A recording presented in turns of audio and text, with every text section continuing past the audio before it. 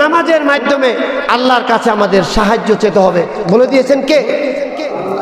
তো আমরা এখন করি কি? আমরা এই ভণ্ডামের ভিতরে থেকে আমরা সব কিছু ছেড়ে দিয়েছি। আমাদের নামাজ নাই, সুন্নাহ নাই। আল্লাহ নবী বলেছেন সাল্লু কামা রাআইতুমুনি উসাল্লি, তোমরা নামাজ পড়ো আমি যেভাবে নামাজ পড়ি। সুবহানাল্লাহ সুবহানাল্লাহ। এই নামাজ তো আমাদের হচ্ছে না বাবারা। আমরা তাড়াতাড়ি প্রথম কাতারে আসবো, পিছনে আইসা দখল করব। এই প্রতিযোগিতা বাদ দিয়ে দেই। যিনি প্রথম আসবেন তিনি সব পাবেন, তাকে উঠানোর ক্ষমতা আপনার নাই। এটা শিক্ষা দিয়েছেন কে? আল্লাহর নবী, বিশ্বনবী মুহাম্মদ রাসূলুল্লাহ সাল্লাল্লাহু আলাইহি ওয়াসাল্লাম। নামাজ, এক সাহাবী নামাজ পড়তেছে, আয়েশা আল্লাহর নবীর সামনে বলছে হুজুর আমি নামাজ পড়েছি। কয় তুমি সল্লু কামা উসাল্লি, ফিরে আবার নামাজ পড়ো। আবার পড়ে আসছে, নবী বলছে তুমি আবার নামাজ পড়ো, তোমার নামাজ হয়নি। তৃতীয়বারে সাহাবী এক বান্দা বিরক্ত হয়ে গেছেন, হায় হায় আমি তুই নামাজ পড়ি, বারবার পড়বো, হুজুর কি বলতেছেন আমার নামাজ হয় না। না, আল্লাহ নবী বলছে তুমি আসো এভাবে নামাজ পড়ো। তিনি সরাসরি ট্রেনিং দিয়ে, প্রশিক্ষণ দিয়ে, নামাজের তারতিব শিক্ষা দিয়ে সাহাবীকে নামাজ শিক্ষা দিয়েছেন। সুবহানাল্লাহ। নবী যে নামাজ পড়েছেন আর আমরা নামাজ পড়ি, এই নামাজের ভিতরে অনেক পার্থক্য। আমাদের নামাজ হয় না দেখেই তো আমরা মসজিদ থেকে বের হয়ে যে মিথ্যা কথা বলতে আমাদের একটু কুণ্ঠাবোধ হয় না। ব্যবসায় ভেজাল করতে সমস্যা হয় না, কারণ আমার নামাজের মতো নামাজ যদি পড়তে পারতাম, নবীওয়ালা নামাজ যদি আমাদের হতো, তাহলে আমাদের জীবনে চেঞ্জ হয়ে যেত, পরিবর্তন হয়ে যেত। আল্লাহ যেন আমাদেরকে নবীর সুন্নাহ ভিত্তিক নামাজ পড়ার তৌফিক দান করেন। জোরে বলেন আমিন। বাবাজিরা আমার, যেই নবী কামলিওয়ালা নবী, যিনি এত কষ্ট করেছেন এই মানবতার জন্য, তিনি কারোর প্রতি আঘাত করেননি, প্রতিঘাত করেননি। আল্লাহ নবীকে একজন ইহুদি বালক সেবা করতেন। ওই ইহুদি বালকটি হঠাৎ করে অসুস্থ হয়ে গেলেন। নবীর কাছে সংবাদ গেল, মেসেজ গেল।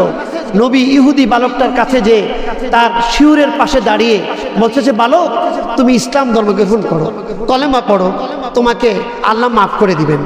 এখন বালকটার জন্য আল্লাহ রাসূলের মায়া হলো, সে হোক ইহুদি কিন্তু নবীকে তো খেদমত করেছেন, সেবা করেছেন। নবী দিনের টানে তার কাছে দিনের দাওয়াত নিয়ে তার শিহরের পাশে দাঁড়িয়ে বলছে তুমি কলেমা পড়ো, আল্লাহ তোমাকে মাফ করে দিবে। ওই ইহুদি বালকের ছেলেও, বাবাও বলছে বাবা তুমি কলেমা পড়ো, নবী এসেছে। এত বড় আদর্শবান খুলুকুল হাসান যার ভিতরে রয়েছে, যিনি পৃথিবীর উত্তম আদর্শে এই পৃথিবীতে আদর্শিত হয়ে জমিনে পদার্পণ করেছেন, সেই মানুষটি তোমাকে কলেমার দাওয়াত দিচ্ছেন। সাথে সাথে ইহুদি বালকটি আল্লাহ নবীর হাতে কলমা পড়ে নিলেন। আল্লাহ নবী বললেন তোমার পিছনের সমস্ত গুনাহ মাফ করে দিয়ে আল্লাহ জাহান্নামের আগুনকে হারাম করে দিয়েছেন। সুবহানাল্লাহ। সুতরাং কলেমা ছাড়া, দিন ছাড়া মুক্তি পাওয়া যাবে না। আল্লাহ নবী বিশ্বনবী মুহাম্মদ রাসূলুল্লাহ সাল্লাল্লাহু আলাইহি সাল্লাম কেমন আদর্শ, মানবতার আদর্শ তিনি পৃথিবীর ভিতরে উদাহরণ করে গিয়েছেন। আর আল্লাহ তাআলা তাকে বলছেন ইন্নাকা লাআলা খুলুকিন আযীম। সুবহানাল্লাহ বলবেন না? গোটা পৃথিবীর ভিতরে উত্তম চরিত্রের প্রতিষ্ঠিত করে আল্লাহ তাআলা এই জমিনে তাকে প্রেরণ করেছেন। সুবহানাল্লাহ। এই ঈদে মিলাদুন নবী শিক্ষা মানি আপনি জ্যৈষ্ঠ জুলুস পালন করবেন ওটা নয়। ঈদে মিলাদুন নবীর শিক্ষা হলো 12টা মাস, রবিউল আউয়াল মাস। সুবহানাল্লাহ বলবেন না? রবি মানে সূর্য, আউয়াল মানে প্রথম সূর্য, প্রথম আলো। এটা একদিন এসেছে, আর কিয়ামত পর্যন্ত এই আলো প্রস্ফুটিত হতে থাকবে। আল্লাহ নবীর সুন্নাহ এই জমিনে চলতে থাকবে। সুবহানাল্লাহ। এই জন্য বাবাজিরা আমার, আল্লাহ নবীর একটা সুন্নাতের ভিতরে কত বরকত। ওমর রাদিয়াল্লাহু তাআলার আমলে মিশরে সাদ ইবনে আক্কাসের নেতৃত্বে মিশরের ইহুদিদের দুর্গ দখল করার জন্য আল্লাহর নবীর সাহাবী সাদ ইবনে আক্কাসকে প্রেরণ করলেন, যাও যাও এই মিশরের দুর্গ মুসলমানের দখল করতে হবে। সুবহানাল্লাহ। প্রতিদিন এগিয়ে যাচ্ছে কিন্তু দুর্গ দখল হয় না। হঠাৎ করে সাদ ইবনে আক্কাস আল্লাহর নবীর সাহাবী খলিফাতুল মুসলিমিন ওমরের শরণাপন্ন হলেন। শরণাপন্ন হওয়ার পর ওমর বলছে তোমরা যতই প্রচেষ্টা করো তোমাদের নবীর সুন্নাতের আমলের ভিতরে কোনো ঘাটতি আছে, সেই কারণে তোমরা মিশরের দুর্গ দখল করতে বিলম্বিত হচ্ছে। সুবহানাল্লাহ বলবেন না? কে বলছে? ওমর ফারুক। আল্লাহ নবী বলছেন আমার পরের দিকে নবী হতো, আমার কলিজার টুকরা ওমর নবী হতো। সুবহানাল্লাহ বলবেন না? কেমন নবী, কেমন সাহাবী ওমরের মতো মানুষকে আল্লাহ নবী বলছেন, যদি আমার পরে কেউ নবী হতো তাহলে ওমর নবী হওয়ার যোগ্যতা রাখে। সুবহানাল্লাহ। নবী কি ইলেকশনে হয় না সিলেকশন হয়? কথা বলে না কেন? নবী কি ইলেকশনে না সিলেকশনে? কথা বলে না কেন? নবী হয় আল্লাহর পক্ষ থেকে সিলেকশনে। আমরা ভোট দিয়ে মানুষ বানাই, নির্বাচিত করে আমরা প্রশাসক বানাই, প্রতিনিধি বানাই, কিন্তু নবী হয় সরাসরি আল্লাহর পক্ষ থেকে সিলেকশনে। ভোট দিয়ে নবী বানানো জানা, তাহলে গোলাম আহমদ কাদিয়ানি এই পৃথিবীতে বেঁচে থাকতো, ওই মুসাইলামা কাজ্জাব নবী হিসাবে পৃথিবীতে টিকে থাকতো। সকল নবীর পরে যত নবী দাবি করে সব ভণ্ড নবী, আর আমাদের নবী এসেছে আল্লাহর পক্ষ থেকে সিলেকশন হয়ে। সুবহানাল্লাহ বলবেন না? এখন ওমরের মতো মানুষ তার কাছে বলছে আমরা মিশরের দুর্গ দখল করতে পারছি না। ওমর বলছে আমার নবীর কোন সুন্নাতের কোথাও কোনো ঘাটতি আছে, খুঁজো তোমরা। সাদ ইবনে আক্কাস বললেন, সাহাবীরা আমাদের একটা জায়গায় সুন্নাতের ঘাটতি হচ্ছে, আমরা কয়েকদিন যাবৎ ফজরের নামাজ পড়ি ঠিক আছে, কিন্তু আমরা তড়িঘড়ি করে মেসওয়াক করে নামাজ পড়তে উজু করে পারতেছি না, আমরা মেসওয়াকের আমল ছেড়ে দিয়েছি। আল্লাহু আকবার বলবেন না? মুসলমান তো মেসওয়াক করে না, বেরাস করে 10টার কালা উঠা নবীর সুন্নাত দাবি করে। একটা মেসওয়াকে যে কত বরকত, এটা কিন্তু ফরজ না, এটা সুন্নাহ। একটা সুন্নাহর আমলের ভিতরে সারা জীবন আপনার সৌন্দর্য, এই দাঁতের রোগ থেকে মুখের দুর্গন্ধ থেকে আল্লাহ মুক্তি করে দেয়। হাজার হাজার ডাক্তার দেখাইয়া লক্ষ লক্ষ টাকা খরচ করে মুখের দুর্গন্ধ যায় না, কিন্তু আল্লাহ নবীর একটা সুন্নাত, নিয়মিত 5 ওয়াক্ত নামাজে রুজু করার আগে যদি মেসওয়াকটা করে তার মুখে দুর্গন্ধ অটোমেটিক দূর হয়ে যাবে, নামাজে বরকত হবে। সুবহানাল্লাহ বলবেন না? ওমর রাদিয়াল্লাহু বলছে, তাহলে সাদ ইবনে আক্কাস ওমর রাদিয়াল্লাহু বলছে যেহেতু সুন্নাতের কোথাও কোনো ঘাটতি আছে, খুঁজে বের করলো। সাদ ইবনে আক্কাস বললেন, ও আল্লাহর নবীর সাহাবীরা, আগামীকালকে ওই বাতিল সৈন্যরা যখন চলে আসবে, আমরা ফজরের নামাজ পড়তে যখন ঘুম থেকে জাগবো, প্রথমে ছোট্ট ছোট্ট মেসওয়াক নিয়ে আমরা মেসওয়াক করা শুরু করে দিব, এরপরে আমরা উজু করব। সুবহানাল্লাহ। সাহাবীরা তাই করলেন। ওই দূরের শত্রু সৈন্যরা দেখতেছেন, হায় হায় মুসলমানের হাতে ছোট্ট ছোট্ট ক্ষেপণাস্ত্র, মনে হয় যেন ওরা দাঁত কামড়িয়েতেছে, আমাদেরকে এই অস্ত্র দিয়ে শেষ করে দিবে। এটা কেমন অস্ত্র? সুবহানাল্লাহ বলবেন না? ছোট্ট ছোট্ট মেসওয়াক। এরা সাহাবীরা উজু মেসওয়াক করতেছে, আর দূরের কাফের সৈন্যরা দেখতেছে মুসলমানের সাহাবীদের হাতে মনে হয় যেন কোনো অত্যাধুনিক, আল্লাহু আকবার বলে না মুসলমান, অত্যাধুনিক কোনো অস্ত্র না, এইটাই আল্লাহর পক্ষ থেকে বড় অস্ত্র। সাহাবীরা মেসওয়াক করা শুরু করলেন।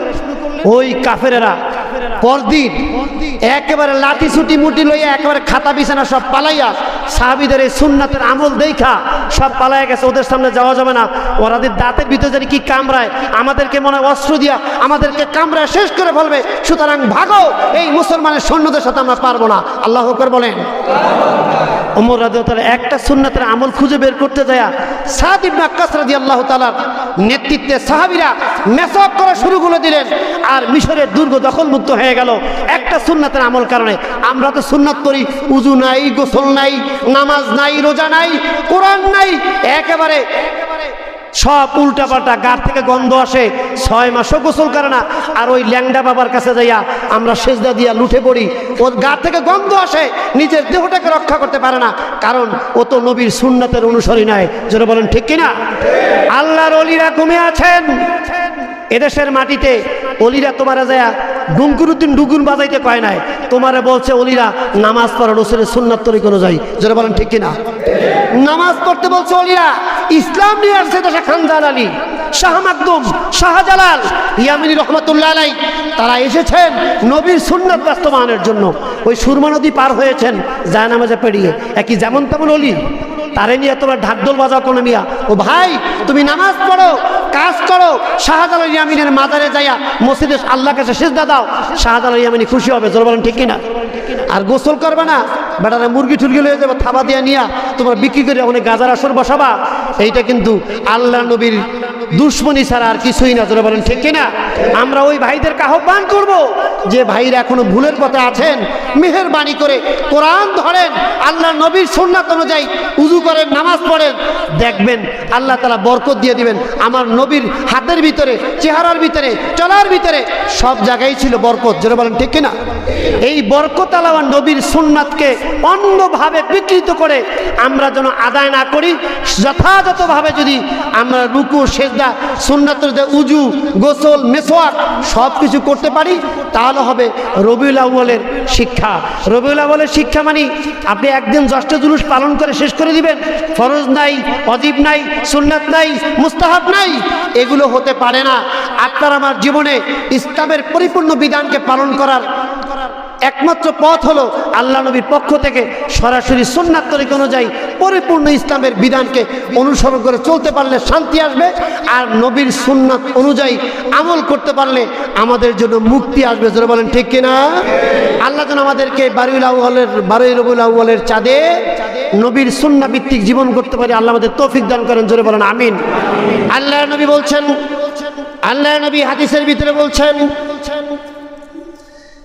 লা ইউমিনু আহাদুকুম হাত্তা আকুনা হাব্বা ইলাইহি মিন ওয়ালিদিহি ওয়া ওয়ালিদিহি ওয়ান নাসি আজমাইন। আল্লাহ নবী বলছেন, অতক্ষণ পর্যন্ত তোমরা মুমিন হতে পারবে না যতক্ষণ না নিজের সন্তান, স্ত্রী, পরিবার, আপনজন থেকে, সকল মানুষ থেকে আমার নবীকে বেশি মহব্বত না করবে। সুবহানাল্লাহ বলেন। পৃথিবীর সকল কিছু থেকে নবীকে ভালোবাসতে হবে, তাহলে আমরা আল্লাহর সন্তুষ্টি পাবো। এরপরে আল্লাহ রাসূল বলছেন, মান আহাব্বা সুন্নতি ফাকাত আহাব্বানি কানা মাই ফিল জান্নাহ। যে ব্যক্তি আমার সুন্নাতকে আমল করবে আর সেজন্য আমাকে আমল করলো, আর আমাকে আমল করা মানে হলো সেজন্য আমার সাথে জান্নাতের সাথী হয়ে গেল। সুবহানাল্লাহ বলেন। আল্লাহ যেন আমরা নবীর জান্নাতের সাথী হতে পারি, আল্লাহ যেন আমাদের তৌফিক দান করেন। জোরে বলেন আমিন। কারণ নবী কষ্ট করে গিয়েছেন, এই জন্য নয় যে আপনি নামাজ না পড়ে সুন্নাত আমলটা করে যাবেন। কারণ নবী তো পৃথিবীতে এসেছিলেন রহমত স্বরূপ, এই পৃথিবীর মানবতার শান্তির জন্য এত কষ্ট করেছেন, এত ব্যথা বেদনা নিয়ে মক্কা থেকে মদিনায় গিয়েছেন।